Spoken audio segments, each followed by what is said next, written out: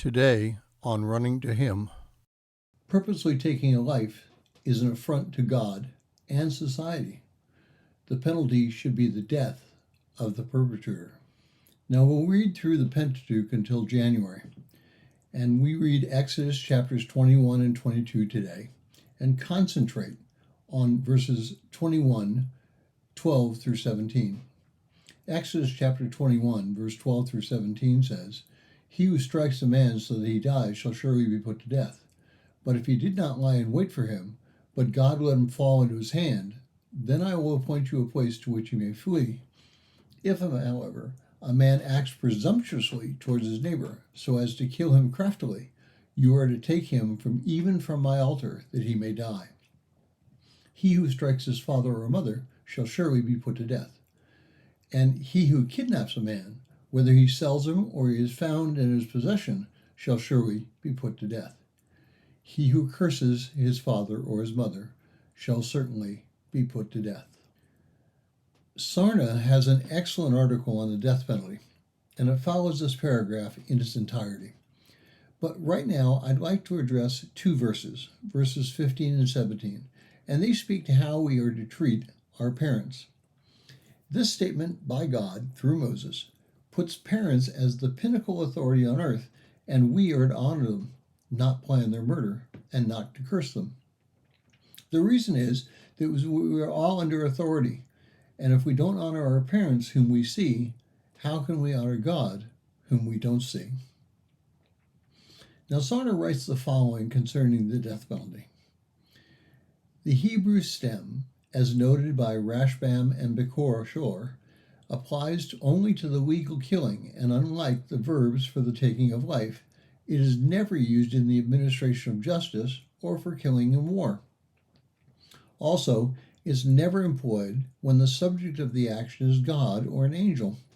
This command, therefore, cannot be used to justify either pacifism or the abolition of the death penalty, both of which would have to be argued on other grounds. Genesis 9:6 provides the rationale for the prohibition on murder. "Whoever sheds the blood of a man, by man his blood shall be shed, for in his image did God make him."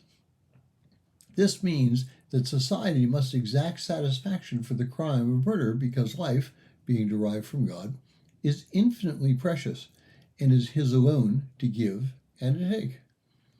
By his unspeakable act, the murderer usurps the divine prerogative and infringes upon God's sovereignty, and because human beings are created in the divine image, he also affronts God's majesty. For this reason, it is not in the power of human beings to forgive a murderer or to commute the death penalty into a ransom, as in Numbers 35:31 makes very clear. In the practice, however, at least in the Second Temple times, imposition of the death penalty was a rare occurrence. Significantly, the narrative about the first murder notes the obvious fraternal relationship of Cain and Abel 7 times in a way indicating that all homicide is fratricide. Commenting on God's censure of Cain in that text, "Hark, your brother's blood cries out to me from the ground," Genesis 4:10, the rabbis in the Mishnah, Sanhedrin 4:5, interpreted the use of the plural form in the Hebrew to encompass not only the blood of the victim, but also that of all of his potential offspring, now doomed and never to be born. They further commented, why was only one man created by God? And the reason is to teach that whoever takes a single life thereby destroys a whole world of human beings. Now, the death penalty is a result of the heinous nature of murder. Purposely taking a life results in the death of a person whom God created and gave the breath of life, even if that person is still in the womb. North Carolina has a law that characterizes a baby as a living being in the event of a car accident that takes a mother's life.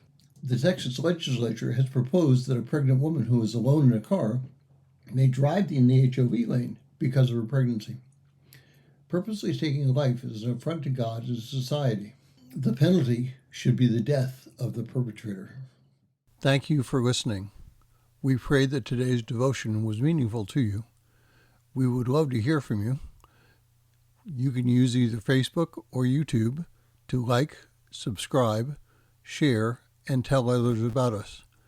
If you would like to contact us, you can reach me at phineasjacobus@runningtohim.net.